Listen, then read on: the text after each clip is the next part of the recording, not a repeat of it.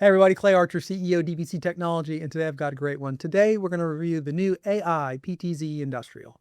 So this is going to be my third video on the PTZ Industrial. As you may know, I've had the original G4 PTZ Industrial on my building now since 2020. And over the last 5 years, it has been my daily driver camera. At the time I bought it, it was super expensive and it didn't have many features, but it has become a really great camera. And so now they've added all those AI features. So I'm going to review the camera. We're going to go ahead and get it installed, and we're going to compare it to the G4 PTZ Industrial. And I'm going to tell you what this camera is great at, what it's not so great at, who it's for, and whether you should be adding it to your Protect installation. So at first inspection, the AI PTZ is identical to the original G4 PTZ Industrial. It's got the same form factor and it looks identical from the outside. Just like the original, it comes in that great UniFi packaging. It actually comes with the same nice little bag that the original came with, but in the packaging, you'll see two additional items I don't remember being in the original. First is a pole mount. It's a really nice pole mount, by the way. It comes with a couple of different brackets to put it on different size poles. That's a really nice addition for free included in the kit, because I'm assuming a lot of these are going to go on light poles or poles in general. The second thing, which is also really cool, is a desktop stand. It just twists onto the base of the unit, which is actually the top of the unit for most, and flips the unit upside down so that you could use it on a desktop or any flat surface. Another really cool addition there, and it's got a little slot in it, so if you want to pass along the Cat6 cable, just on the countertop, you can put it through the base of the stand. So those are two differences I noticed right off the bat. The rest of the device itself looks identical. In my original video, I went on and on about the build quality of this unit. This is a tank. It is built really, really well. There is a plate that you actually mount to the wall. On top of that plate goes the upper unit, and that upper unit has a little pass-through for the wiring. It also has a carabiner so that if you were to drop the lower unit during mounting, the carabiner and lanyard will hold onto the unit and it won't fall to the ground. This is a relatively heavy unit. Sean was actually joking around during the install, saying he was going to be able to skip shoulder day because mounting the lower unit to the upper unit, it's about 10 pounds, and when you're up on a ladder, it's kind of awkward. Not that it's overly difficult to do, but it is nice to have the lanyard there just to save you in case you did let it slip. It is kind of a little bit like wrestling a bowling ball up there. Once you've got the lower unit aligned with the upper unit, you just twist it in and it snaps into place. There's a cover that goes on to the upper plate that weatherproofs it, and also allows you to have access into the upper unit if you did need to service it. Like I said, the original G4 PTZ Industrial has been on the outside of our building for going on 5 years now. We are in the harsh Florida sun, and it has performed flawlessly. I will show you there is a little bit of hazing that I have on the lens of the G4 PTZ Industrial after 5 years. That's nothing that really has ever bothered me, but I do notice when I put it up against a brand new one that it is a little hazier than the brand new one. That's something you would figure would happen with being outside in the elements for, 5 years. That being said, I wouldn't say that is anything wrong with the unit or that it needed to be serviced. It just is something that's 5 years old versus something that is brand new. So this does come in two colors, both black and white. I opted for the white version for the AI PTZ Industrial because I already had the black one, just to show you what they look like against my building. So our building is in off-white, and you can see that both the black and the white look very nice against the building. I will say that the white, when you're installing it, you might want to wipe it down once you're done. You can see in the video that I shot here, there's still some fingerprints on it, and I need to get back up there and wipe it down to make the white really pop like it should. One thing I do like about the Industrial just in general is I think its presence is a deterrent. So you can see up against the building, it's visible. It's showing you that people are surveilling you when you come into the parking lot. So that is probably going to be a hindrance for some. I do not think that most people would want this on the side of their house. Certainly if your spouse is not into Protect or cameras in general, I think that they probably would frown upon putting this on the side of your house. Your neighbors will probably think you are a little bit creepy if they see it there. But that being said, on the side of an industrial building or an office, it serves a purpose by stating that it is there. It's not overstated, it's not ugly, but it definitely is visible and is something that you will notice that it is there and that it is tracking you if you're paying attention. So with that, let's jump in the software. Really quickly, the EVR just automatically found the unit, was able to just add it. It went through a couple of iterations of updates being a new device. That whole process probably took less than 5 minutes, and it was up and running and ready to go. Let's jump right in. I've got the G4 PTZ Industrial in top left, the AI PTZ Industrial in top right. In the lower left, I've got our access reader, and in the lower right, I've got a G5 dome looking down upon the entryway. And that's going to come in later. There's some really cool stuff you're able to do with PTZs now by having another camera kind of scout out things for you. But we'll get into that in a minute. So let's jump into the AI PTZ. You can see just right off the bat how crisp and beautiful that sensor is. And I will quickly just compare it to the G4 PTZ, which you can see same beautiful image there, but I'm just a little bit of haze on that as opposed to the newer one. And I'm not sure how much of that is just the camera itself or the lens. And I do clean the lens quite a bit on this, but there just is a tiny bit of haze. And I do notice it whenever I put a new camera up that it is a little hazier than the other cameras. Now, would I throw it out with the bathwater? No way. This is an incredible image. It's really crisp. It's really clean. But there is just a little haze to it. So you can see actually we have somebody walking through right now and the cameras are picking it up. The AI PTZ picked him up going on that side, and now the G4 PTZ is following him on this side. You can see they do quite a nice job of following people and tracking people. Just really quickly, a disclaimer here, I do have an AI key running here, and it is running on both units. So for computer enhanced vision, you can choose the G4 PTZ and the AI PTZ. I've got next AI summary turned on, and for speech to text, you'll see neither of the cameras are there because neither of these cameras have microphones. For license plate recognition, I have it turned on to the G4 PTZ. And so a lot of people are asking me questions. Can I turn a G4 PTZ into an AI PTZ with an AI key? And the answer is yes, you can. You can add that license plate recognition and facial recognition. You'll see here, I've got that on the AI PTZ, and I've got it on the G4 PTZ here added in on my AI key. And also, I've got face enhancement turned on as well in the AI key. So you are going to see that the G4 PTZ is acting very similarly to the AI PTZ. There are still some differences, and for that, I'm going to go ahead and bring up the comparison sheet here, and I'm just going to walk through it really quickly. So the G4 PTZ Industrial is no longer being sold. At least it's not on store.ui at this point, which makes sense. The newer camera has more features and it's less expensive, so I don't see why anybody would buy the G4 PTZ Industrial going forward. But you can see here, as I mentioned, the dimensions are the same. The IR night vision is going an extra 28 feet or 9 meters. That hasn't made much of a difference in my parking lot. I don't notice that difference that much. But, for somebody, obviously they are a little bit stronger. That's good. Face recognition and license plate recognition are built in to the AI PTZ, meaning you do not need that AI key to do this. You do need an AI key to add those to the industrial. But both of them do the smart detections of people, vehicles, and animals. The field of view is identical as well. That is one thing that if I could have one wish list on this camera, I wish that the wide was a little wider and the tele was a little shorter. If you had to give it up, obviously you would like more tele and more wide. You can see when we go back to the footage that it would be nice to just have a little bit wider, just a couple more degrees of width. It would be preferred for me. But there are some new tricks that Protect has in store that make you be able to kind of virtually make this a wider camera by using smart detections and alarm manager to change the orientation and get more coverage for less camera. So anyways, we'll get a little bit more into that.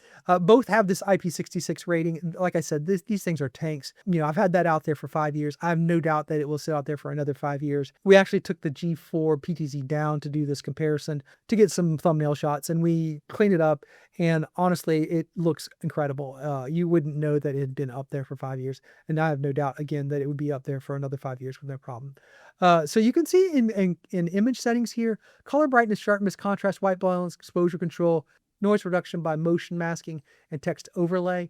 Those are different now for the new AI. Also, the max frame rate was up 6 frames per second to 30 frames per second. That does make a difference when we're doing license plate detection, which we'll do here in a bit. In this camera, spoiler alert, is a license plate detection monster, and with the alarm manager, I feel like this is one of the killer features of this new camera. But as we keep rolling down, you can see everything else is pretty similar. This is drawing about 10 more watts, but it is PoE++ as well as the original. It's got a new processor. That's what is allowing it to do that AI functionality on the camera itself, which is great. Also, the weight is the same as I said before. It is a little bit like wrestling a bowling ball. It's a heavy-duty little tank. Enclosure material, they feel the same. I don't know aluminum alloy and polycarbonate versus metal and plastic. I think that might mean the same thing, but they are very, very robust, both of them. And the operating window is the same for both of these cameras. So I think of this more as a refresh of a tried and true chassis that just works. This is not a revolutionary jump other than the fact that they brought that processing power onto the camera itself, which is nice to add the AI processing, not have to do that off board, and to be able to bring down the price to a more affordable price point. So let's jump back to the cameras. I'm going to show you some of the party tricks of the new AI PTZ as it grabs a acquisition and it tracks somebody. So you can see up at the top, it looks the same as the original one did here. I've got reset to home, I've got presets, and what presets will let you do is have different views that you can go straight to. I've got a preset here called front door, and if I click front door, it's going to go look back towards the front door. I can add a preset here, and presets are going to become a little bit more apparent here in a second when I show you some of the tricks you can do with Alarm Manager. But let me delete that one. I'm going to go ahead and I'm going to move the camera. And as always, you've got a couple different ways to move the cameras. I can move it around with my mouse by clicking the little mouse option here, or I can use my keyboard. And I tend to use the keyboard as it controls things better. I will also add that the Android and the iOS Protect apps work really well and honestly are probably the best, smoothest ways to control the device. It really is amazing how well they work, but most of the time I'm doing it with my keyboard. And you can see here, you've got up, down, left, right for arrows for movements. The presets go 1 to 9, so you can just click a number and it'll go straight to that preset. To save a preset is S, to zoom in is I, to zoom out is O, and to reset to home is R. All really cool things, and you get really good at using them quite quickly. So I'm going to set a new point. And this preset I'm going to do, like I mentioned before, this camera is really, really, really, really, really good at license plate detection. So I'm going to use I to zoom in here, and I'm going to, basically in the state of Florida, we have to detect the license plates at the back because there is no front license plate requirement in Florida. So I'm going to aim this camera where I would aim this camera for license plate detection. And that's probably a good spot. I probably can go out a little bit more. And what I would do is I would test it in your particular location. But I've got a lot more zoom in here. Obviously, I probably should go through and show you how far I can zoom in here. Zoomed in all the way here.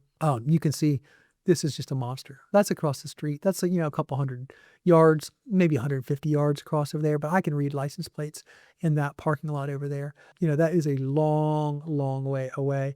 And I can keep going here. That's the Life South building where all right, so now that I got that dialed into exactly where I think the best license plate recognition is going to be there. As a matter of fact, I got a test going there. And let me just put vehicle license plate, and it will tell you what those license plates are. I just added those overlays there for everything. And you can see that it picked up that license plate. So I know that's good. And let's go ahead and click add that as a preset. And I'm going to name this preset LPR. So now with that preset, I can go 1, and it's going to go to that front door position. I can go 2, and it will go to that LPR position. And I can also hit R, which will return it to the home position, which is a little bit to the right of that front door position. Now I've got those 2 presets and home set. If you do want to set home, just FYI, that's one that kind of will elude you if you're new to PTZs. If you click on settings and you go to camera settings, about halfway down on the settings, you'll see home view. And now you can edit that, you can move it where you want to, and you can save it again there. But that is where you set the home settings. And while I'm in here, let's just go through them real quick. It's very similar to other things. You can change the name of the camera. I changed it to AI PTZ. You can change the night vision to on or some sort of custom, turn on or off the IR filter. You can also create tags. You can do a live stream of it if you want a link. You can also set the streaming protocols there. You can also go into record settings. I always have mine on set it to always because I've got the big ENVR, but you may do that on a custom schedule or never, or just on events only. If you create motion events, it will then have an event when somebody's walking into the screen. So I'll go ahead and turn those on. And then you can say seconds to record before and after. Obviously I've got it continuously recording, so that's not as big of an issue.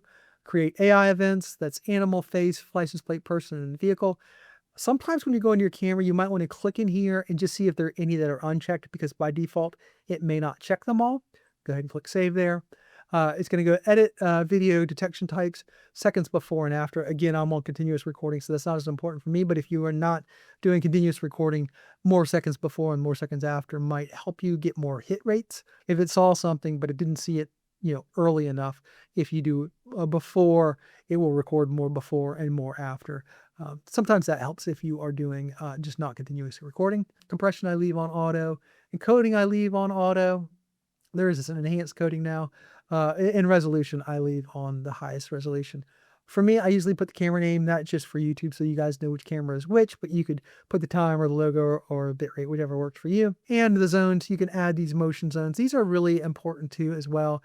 If you haven't seen my other Protect videos, I go with these in more in depth, but you can say, I want motion in a zone, and you can easily quickly create those zones with the motion zone. And basically you just drag it. If I didn't want those cars in the background, I would drag it so the motion was only in the parking lot, and I could create that zone. If you drag in between points, you can add extra points in between, and you can also highlight the detected motion inside of there. You can also do that for smart zones. Same thing, animal, face, person, vehicle. Loitering is another one, and you see it's not checked. I can put that for 10 seconds, a vehicle for more than 10 seconds, or I can add more time there. Those are also very cool. I'll show you an alarm manager where this will be another nice feature to make the PTZ alert off of another camera, which is pretty cool. And you can adjust the sensitivity. Again, very powerful stuff here. A lot of this if-then stuff is going to be built into Alarm Manager, and it comes off of these things. Same thing for privacy blackouts. If I don't want certain people to see a certain area, I can block it out. If you had a sensitive area where you didn't want it recorded, you could certainly make that happen there. So that's where you set home and do those settings. Again, back at the top here, I've got those presets. I've got patrol mode, and patrol mode is really cool. You can see I've set a patrol. I'm going to go ahead and edit on this patrol. And what I've done on this patrol is I've added front door, LPR, and this preset for the sky that I did. I could add more presets, but you have to have those presets created. So I'm going to create one more preset really quickly. We'll add another preset, and we'll go looking at the wall here. I'm looking at the wall, preset save. So now I got 4 presets here. I'm not going to rename that to the wall, but now when I go into patrol, what I'm able to do is click a new patrol. I've got this patrol. It brings you the same thing here. I can choose the presets. I want to add a preset here. It's going to now give me that wall preset that I made. I'm going to go next, and I can set the time frame in between them. I'm going to say 10 seconds is good. I'm going to go save, and then I'm going to turn on the patrol by pushing play. Now I got patrol in progress, and every 10 seconds, it's going to go to the next spot in patrol. And you can see now it's moving over, and it's going to go to the LPR position. And then 10 seconds from now, it's going to go on to the next one. I'm not going to bore you with that, but that's what it does. There you go. It's coming back over to here, and then it's going to go back over to the wall. But it'll tell you the patrol is in progress. Really, really cool so that you can look at more area with less camera. I'm not going to bore you with it going through that over and over and over again because it'll drive you crazy. Here for targets here, if I click on that, it's got auto tracking for person and smart zoom. So what smart zoom is automatically going to apply in a zoom when it's tracking a subject, like it's zooming in there on that. It said that's the appropriate amount of zoom for that person. You saw as soon as it grabbed them, it intelligently did that zoom. I did not do anything to do that. You can see it's doing it there again. It's going to zoom in on the FedEx guy going into the car, grabbing him, and going from there. You'll notice here on tracking, it's not auto tracking the vehicle. So it does have auto tracking on the human. You saw it was tracking the person. It does not have auto tracking on the vehicle. That's something I wish they would add because I think for some people that might be important, but it doesn't have that. It just does it for people. So if I turn on mouse control here, it's going to let me just click where I want it to zoom or where I want it to focus on.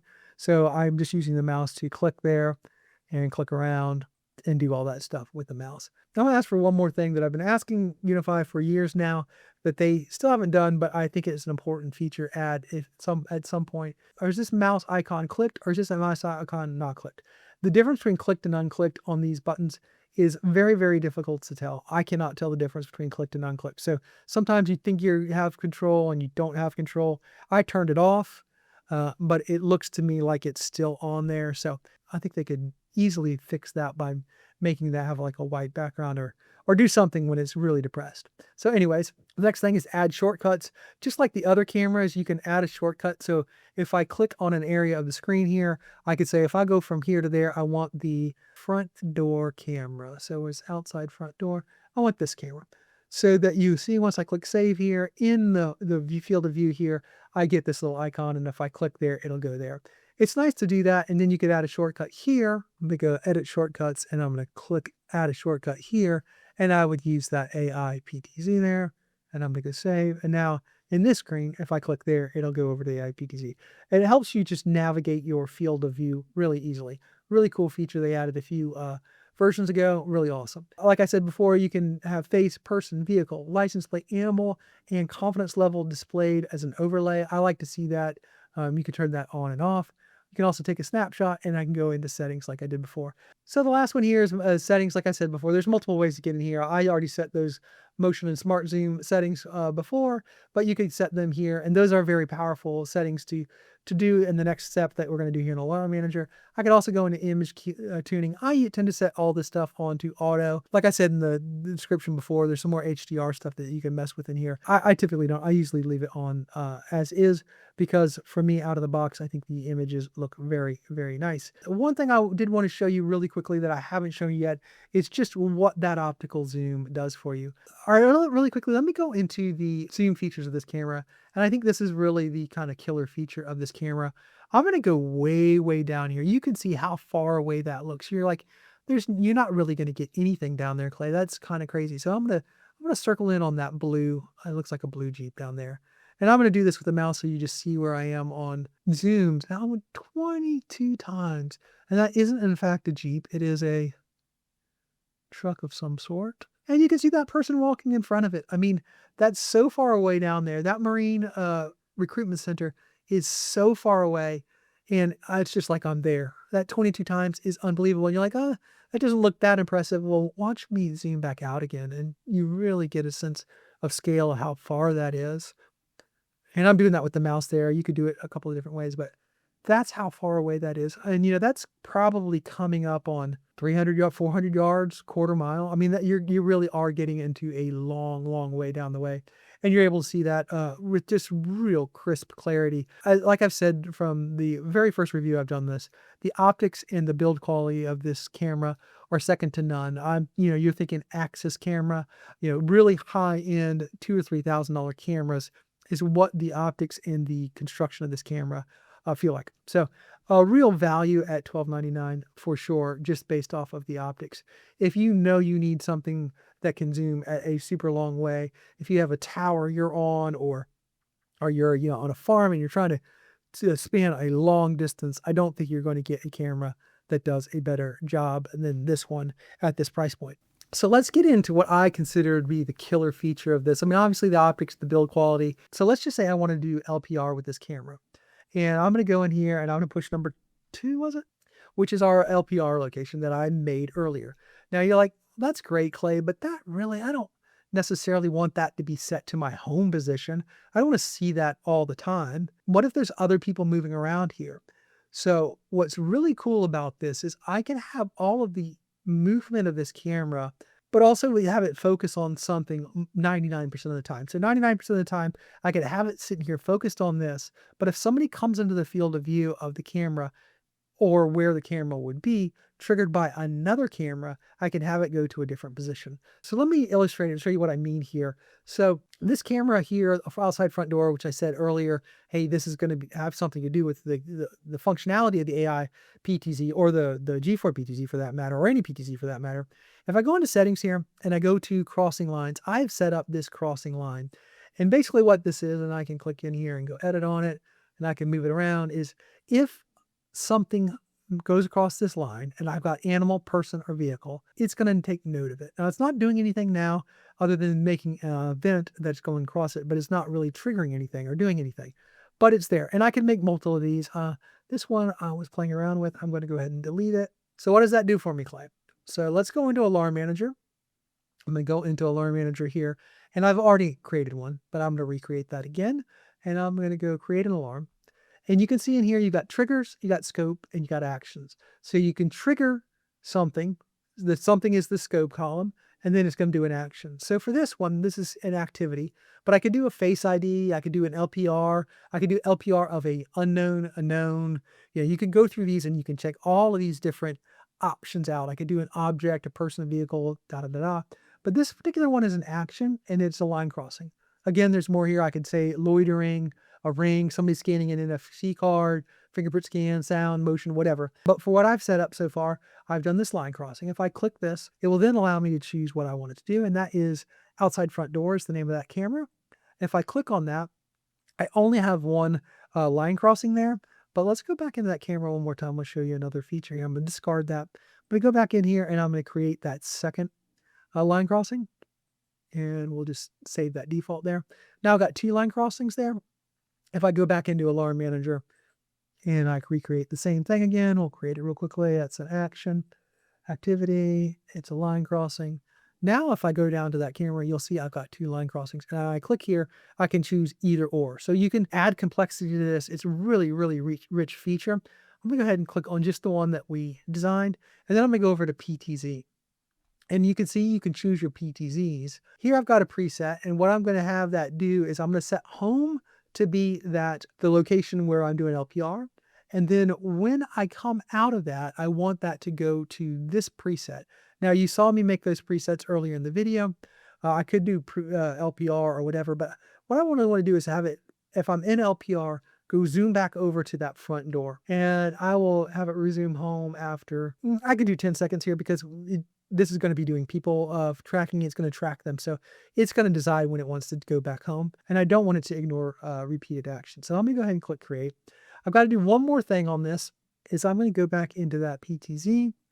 And I am going to, in camera settings, I'm going to go back and I'm going to edit here, and I'm going to save the PTZ location as home. So now the camera thinks, if I click any other preset here, let me go to preset number 1 here. If I push R to reset to home, it is going to reset over to there. So by default now, this is always going to be looking for LPR. Okay, so I'm going to look at all the cameras now. I pinged Mallory to walk out into the parking lot. So what we should see here, if we have the settings correct, is when she walks out past this line here, it is going to record her walking out there. It is going to move the AI PTZ to where it's going to pick her up walking out into the parking lot. That triggered it. The camera's now going over to her. It's attached to her. It's following her. This is really cool because when you have PTZ, you want to cover all this area, but patrolling will sometimes be in the wrong zone. If you got it into one direction or another, it may not be able to get it. But being able to overlap cameras now and have one hand off to the other where it needs to be really is a powerful, powerful way to make your cameras be able to cover a ton of area without them having to be just stuck in that position. It's really the true power of having a PTZ. And you can see there in Alarm Manager, there are dozens and dozens and dozens and dozens of ways to trigger this. And the cool thing about it is as time goes by, they are introducing more and more and more of those options. As Protect gets developed, these cameras become more and more powerful. You can just see it's now returned back to the LPR position, and it's just going to grab license plates there day after day after day. Very, very cool, very flexible way to make things happen. And I think that brings me full circle to my thoughts on this item. You know, obviously in 2020, I spent $1,800 of my own money to buy the original PTZ, and it was a little bit of a flyer. It was a little bit of a guess that it's not quite there yet, but I think UniFi has something here. And I did a follow-up video maybe 18 months ago when they started to add these features, and the camera has gotten better and better and better. And to be fair, the camera wasn't worth $1,800 when I bought it in 2020. But now at $1,299, I think the AI PTZ Industrial is a really good deal. It's incredibly piece of hardware. That brings me to who I think this is for. This is for an office space like mine. It is for an industrial or commercial installation. Its bulk, its size, probably don't make it the most attractive thing to put on the side of your house, but it is a really impressive unit, and the power of Protect is only making it more and more versatile. I really love the ability to pair it with other cameras in the ecosystem, to be intelligent and to preemptively know where to be looking. Obviously, I've been raving about the optics in this unit for years. I think they are best in class. I think the build quality of the unit is best in class, and the fact that it's been sitting on the side of my building and has just been replaced by a newer unit, and the existing unit holds its own against the new unit. I think all those factors bode very, very well for this unit. I will get the AI PTZ Precision and the G6 PTZ, the upcoming cameras, in shortly and review them. The G6 PTZ I should have in my hands relatively soon, and you'll see me do a review of that. At $399, I think it's going to be a logical successor to the G5 PTZ, and the AI Precision is going to add 31x optical zoom, so another 10x optical zoom on top of it. It also is going to have LiDAR technology to enhance that autofocus, and I'm really excited to test that when it comes available in Q3 of 2025. If you have any questions or comments or anything you want me to test on any of these cameras, please put them in the comments down below. As always, please like and subscribe, and we'll see you guys in the next video.